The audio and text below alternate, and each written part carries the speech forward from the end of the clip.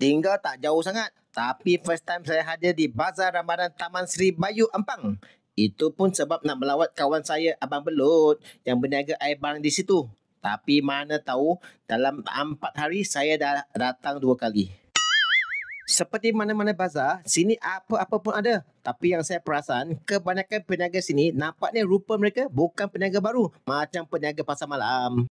Itulah yang kita nak. Hi. I know you. You know me? I know you. Okay. Dalam satu bazar Ramadan, adalah satu peniaga yang kenal saya. Inilah dia, Abang Belut. Bulan Ramadan saya sedih sebab tak dapat makan roti power dia. Roti pun minta cuti sebulan. Campur raya, tambah 2 minggu lagi. Abang Belut belanja saya 1 bungkus air longan.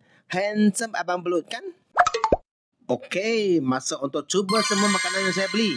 Ini peneram, sedap.